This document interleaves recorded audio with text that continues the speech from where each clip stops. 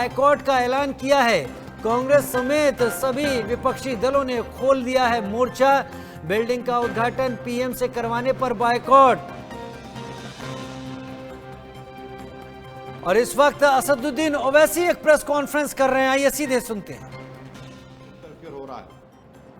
दूसरी बात यह है कि ये जो अपोजिशन पार्टीज के लोग हमसे कोई कांटेक्ट नहीं किए, हमारी पार्टी से, अब क्यों नहीं किए वो उनसे पूछ लीजिए, क्योंकि उनकी नजर में हम अछूत हैं, अनटचेबल हैं हम। मगर वो लोग जो बोल रहे हैं कि प्रेसिडेंट को करना चाहिए, वो भी गलत है। वो गलत है, इसलिए गलत है क्योंकि आर्टिकल 53(1) पढ़िए आप लोग। आर्टिकल 53(1) ये कहता, the executive power of a union shall be vested in the president and shall be exercised directly or through officers subordinate to him in accordance with this constitution. 53(1) तो वो तो प्रेसिडेंट भी तो एग्जीक्यूटिव का हिस्सा है, पढ़ते नहीं है ये लोग। इसीलिए हम कह रहे हैं कि स्पीकर कस्टोडियन है लोकसभा का और स्पीकर को करना चाहिए। हम देश के वजीर आजम से, प्रधानमंत्री से ये डिमांड करते हैं कि आप पीछे हट जाइए। आपका तो नाम आ जाएगा फाउंडेशन स्टोन में। इनॉग्रेशन स्पीकर ओम बिरला साहब करने दीजिए और पूरी देश को मैसेज दीजिए कि आप theory of separation of powers को मानते हैं, आप संविधान को मानते हैं और बेसिक स्ट्रक्चर को आप मानते हैं। ये हमारा ये कहना है इस पर। और सुनिए, क्योंकि प्रधानमंत्री अगर राजी हो जाते हैं कि स्पीकर ओम बिरला इस कांग्रेस इनॉग्रेट करेंगे तो एमआईएम पार्टी उसमें उस फंक्शन में जाएगी। अगर प्रधानमंत्री ने बात को नहीं जाएगी तो हमारा मानना यह है कि प्रधानमंत्री एग्जीक्यूटिव के तौर पर वो theory of separation of powers को कमजोर करना चाहते हैं, वो लेजिस्लेचर के डोमेन में हावी होना चाहते हैं और ये हमारे बेसिक कॉन्स्टिट्यूशन के, संविधान के बेसिक स्ट्रक्चर का हिस्सा है। ये संविधान के लिए भी ठीक नहीं है, ये theory of separation of powers के लिए ठीक नहीं है, ये इंडिपेंडेंस ऑफ लेजिस्लेचर के लिए ठीक नहीं है। अगर प्रधानमंत्री वजीर आजम बजिद हैं कि मैं ही करूंगा इसका, तो फिर हम इस फंक्शन में शिरकत नहीं करेंगे। सावरकर के जन्मतिथि पे कर रहे हैं, अगर ओम बिरला करते हैं तभी भी जाएंगे सावरकर को। अब पहले तो आप पूछ लीजिए प्रधानमंत्री से कि वो असदुद्दीन ओवैसी की इस बात को मानेंगे या नहीं मानेंगे।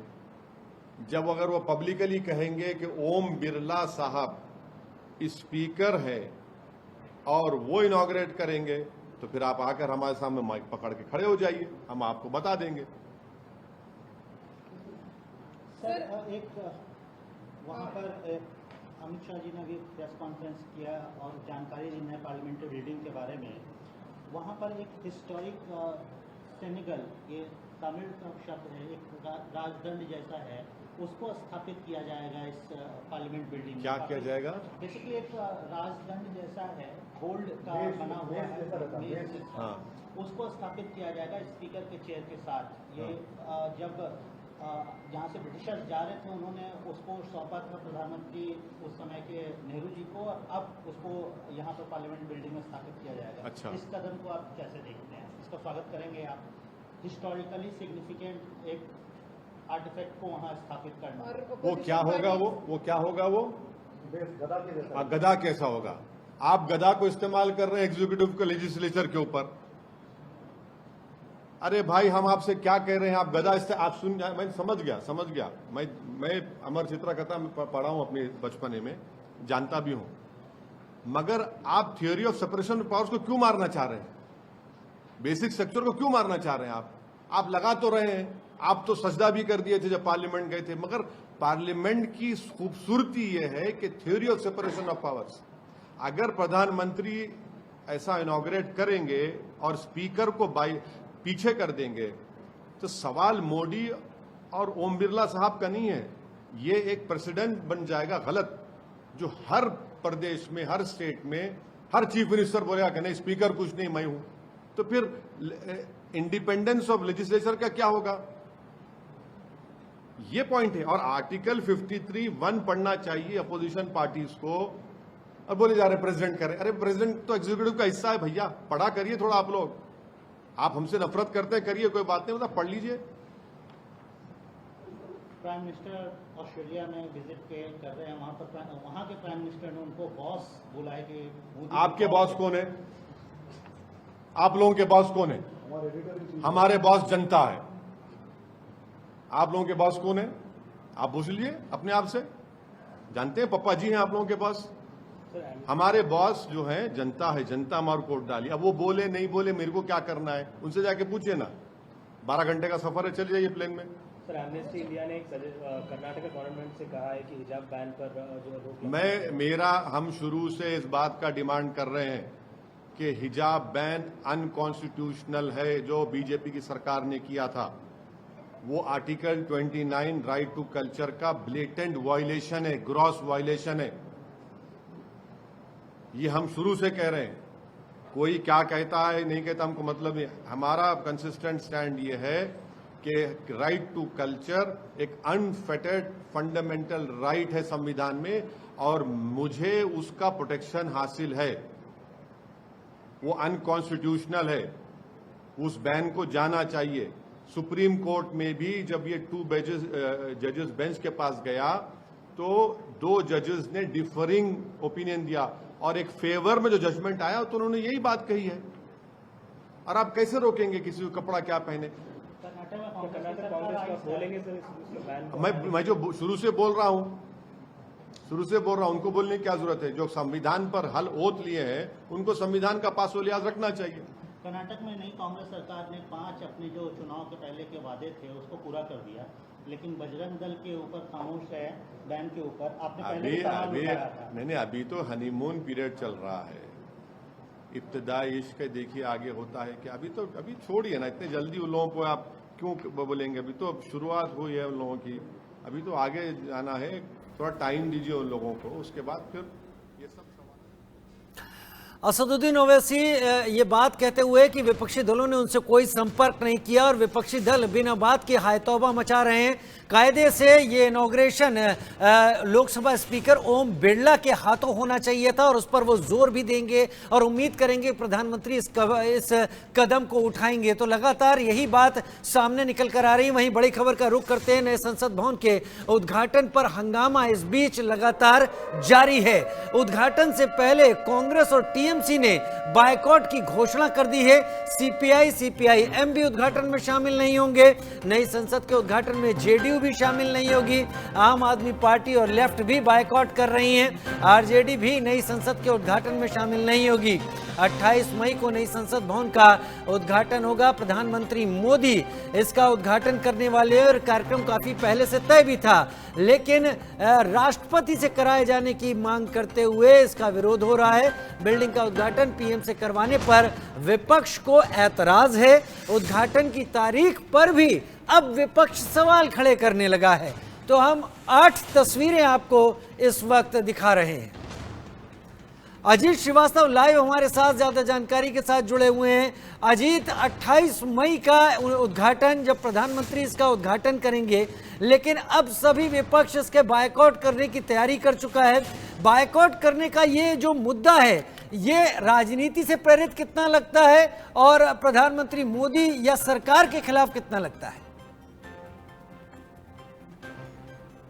राजीव, सबसे बड़ी बात बता दूं, कहीं कहीं ये पूरी तरह से राजनीतिक मुद्दा ही है, जिसको बनाने की कोशिश अपोजिशन लीडर तमाम तरह से करते नजर आ रहे हैं। चाहे वो कांग्रेस हो, चाहे आरजेडी हो, चाहे टीएमसी हो, या फिर जेडीयू हो, या तमाम जो दल हैं, वो सभी दल एकजुट होकर पार्लियामेंट का विरोध कर रहे हैं। लेकिन वो भूल जाते हैं कि इसी पार्लियामेंट में उनके सांसद बैठकर तमाम बिलों पर चर्चा करते हैं, तमाम आर्गूमेंट करते हैं। जिस जनता ने चुनकर उन्हें भेजा है पार्लियामेंट में चर्चा करने के लिए, आप उस जनता का यही विरोध कर रहे हैं। इसका मतलब ये हुआ, आप इनॉग्रेशन कोई करे या ना करे, ये बात की बातें हैं, लेकिन आप जिस संसद में बैठकर तमाम बिलों को चर्चा करते हैं, जो जनता से जुड़े मुद्दे होते हैं उस पर आप बहस करते नजर आते हैं, आप तमाम सवालों का जवाब तलब करते हैं उन तमाम मंत्रियों से जो मंत्रालय तमाम मंत्री पास होते हैं, लेकिन आप उन्हीं का विरोध कर रहे हैं। तो इसका मतलब क्या निकाला जाए? साफ तौर पर है कि उनकी राजनीतिक मंशा है और कुछ नहीं है, उसे वो एजेंडा बना रहे, क्योंकि 2024 के चुनाव करीब हैं, इसलिए वो घबराए हुए हैं, डरे हुए हैं कि आप देखिए एक नई पार्लियामेंट को लेकर आप यहां पर कवायते मोदी जी कर रहे हैं, जो कि अब खिलाफत में है। आखिर आप इस पे द्रौपदी मुर्मू से उद्घाटन क्यों नहीं करवा रहे हैं? तमाम तरह से विरोधाभास जो है वो सामने नजर आ रहा है। कांग्रेस के तमाम जो लीडर हैं वो कहते नजर आ रहे हैं कि आखिर महिलाओं का अपमान कर रहे हैं, जिस हिसाब से जाति विरोधक बातें हैं दलित महिलाओं का वो अपमान करते नजर आ रहे हैं। तो तमाम तरह से आरोप प्रत्यारोप लगा रहे हैं, लेकिन उन्हें समझना चाहिए कि जिस पार्लियामेंट की नींव रखी, नींव के समय आप कहां थे? आप नींव के समय ऐसी बातें क्यों नहीं नजर आ रहे थे? ये तमाम जो सवाल है वो अब बीजेपी खड़े कर रहा है और कह रहा है कि आखिर आपत्ति किस चीज को है? क्या पीएम मोदी कर रहे हैं या फिर नए पार्लियामेंट बनने से जो लोग घबराए हुए हैं ये उनकी वजह है? क्योंकि आप तमाम तरह से देखें 2024 में जब चुनाव होगा तो तमाम मसौदों की बात की जाएगी, उन मसौदों पर चर्चा करें तो बेहतर होगा। लेकिन आप पार्लियामेंट के मुद्दे को लेकर आप अपोजिशन को एक साथ कर अब विरोध कर रहे हैं, तो इस पार्लियामेंट में जहां पे आप बैठ कर खुद चर्चा करेंगे जनता के बिलों को लेकर, उसका यानी साफ तौर पर मैसेज दे रहे हैं कि आप उस जनता का भी विरोध कर रहे हैं जिस जनता ने आपको चुन के भेजा है। तो ऐसे में उस जनता के बीच जाकर आप 2024 में कैसे जवाब देंगे, ये भी अब सवाल बीजेपी खड़े कर रहा है। राजीव, ये भी सवाल खड़े हो रहे हैं, लेकिन देश के लिए एक अहम मौका था जब भविष्य की योजनाओं, भविष्य की तैयारियों को देखते हुए जब देश में सांसदों की संख्या बढ़ेगी, उस लिहाज से इस भवन को बनाया गया था। क्या जो राजनीतिक हलकों में आपकी बातचीत हुई होगी, क्या इस बहाने विपक्ष अपने संयुक्त विपक्ष की एकता को परखने की भी कोशिश कर रहा है इस बायकॉट के बहाने? देखिए साथ पर कहीं ना कहीं हम कहें तो विपक्ष अलग अलग मुद्दों को लेकर अलग अलग तरीके से लामबंद होने की कोशिश कर रहा है। एक तरफ जहां नीतीश कुमार तमाम नेताओं से मिलकर पार्टी को एकजुट कर 2024 में चुनाव लड़ने के लिए यानी बीजेपी दलों से चुनाव लड़ने की कोशिश कर रहे हैं कि तमाम अपोजिशन एक हो जाए, तो वहीं अरविंद केजरीवाल अपने एजेंडे के साथ ऑर्डिनेंस बिल को लेकर तमाम राजनीतिक दलों से मुलाकात करते नजर आ रहे हैं। कल वो लगातार हम कहें तो ममता बनर्जी से मुलाकात किए, आज हम कहें तो उद्धव ठाकरे और तमाम नेताओं से मुलाकात करते नजर आ रहे हैं, एनसीपी लीडर से मुलाकात करते नजर आ रहे हैं। तो ऐसे में अलग अलग राजनीतिक मंशाओं के साथ अपोजिशन लीडर तमाम नेताओं से चर्चाएं करते नजर आ रहे हैं, लेकिन इस सब की मंशा सिर्फ एक है कि किसी भी तरह से मोदी सरकार की इस उपलब्धियों पर पानी फेरा जा सके, जैसे आने वाले समय में हम ये बता सकें कि विपक्ष लामबंद हो चुका है, एक साथ हो चुका है और कहीं न कहीं अब इसे तोड़ना मुश्किल है। एक तमाम कवायदें की जा रही हैं, लेकिन अब सबसे बड़ी बात है ये फैसला जनता को तय करना है। जनता ही जनार्दन होती है, उसे तय करना होगा कि आखिर कौन लामबंद होकर सरकार बना पाता है या फिर से सरकार रिपीट हो पाती है, क्योंकि अभी 2024 के समय के गर्भ में है। लेकिन आप पहले से आप राजनीतिक मंशाओं के साथ तमाम तरह से आप गठजोड़ कर रहे हैं, तो कहीं ना कहीं सवाल आप भी खड़े होता है कि जिस सांसद को लेकर, जिस पार्लियामेंट को लेकर यहाँ पे आप निर्माण कार्य हुआ, तमाम तरह से हाईटेक टेक्नोलॉजी है, तमाम तरह से सुविधाएं मिल रही हैं जिसमें आप भी बैठेंगे, आखिर आपको तकलीफ क्या है? ये तमाम सवाल खड़े हो रहे हैं। राजीव, अजीत बने रहिए आप हमारे साथ, आपसे और भी चर्चा करेंगे, और भी सवाल होंगे, क्योंकि बड़ी खबर का भी रुख कर रहे हैं। 28 मई को नए संसद भवन का उद्घाटन करने की तैयारी है। गृह मंत्री अमित शाह ने कहा है प्रधानमंत्री मोदी ही नई संसद का उद्घाटन करेंगे। प्रधानमंत्री नए संसद भवन को देश को समर्पित करेंगे। बड़ी खबर, कई ऐतिहासिक घटनाएं इस दौरान पुनर्जीवित हो रही हैं। 60,000 श्रम योगियों का सम्मान भी करेंगे प्रधानमंत्री। सेंगोल का हमारे इतिहास में एक अहम योगदान है। अंग्रेजों से सत्ता मिलने का प्रतीक है सेंगोल। पंडित नेहरू ने सेंगोल को स्वीकार किया था। सेंगोल चोला साम्राज्य से चली आ रही परंपरा है। सेंगोल का अर्थ गहरा है, अमित शाह गृह मंत्री ने कहा। और अब सेंगोल को नए संसद भवन में रखा जाएगा। स्पीकर सीट के बगल में सेंगोल रखा जाएगा।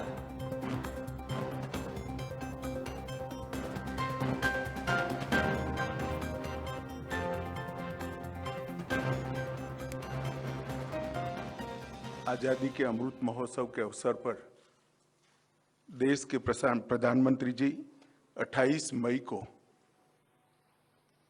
संसद का नवनिर्मित भवन राष्ट्र को समर्पित करेंगे। इस नई संरचना को रिकॉर्ड समय में बनाने के लिए करीब करीब 60,000 के आसपास श्रम योगियों ने अपना योगदान दिया है। इस अवसर पर प्रधानमंत्री जी इस सभी श्रम योगियों का सम्मान भी करेंगे। आजादी के अमृत महोत्सव में प्रधानमंत्री जी ने जो कुछ लक्ष्य तय किए थे, उसमें एक लक्ष्य हमारी ऐतिहासिक परंपराओं का सम्मान और उसका पुनः जागरण भी था। अजीत श्रीवास्तव मेरे साथ लगातार जुड़े हुए हैं ग्राउंड जीरो से तमाम जानकारियों के साथ, और वहीं से जुड़े हुए हैं जहां नजदीक ही नया संसद भवन नए आकार में इस वक्त मौजूद है।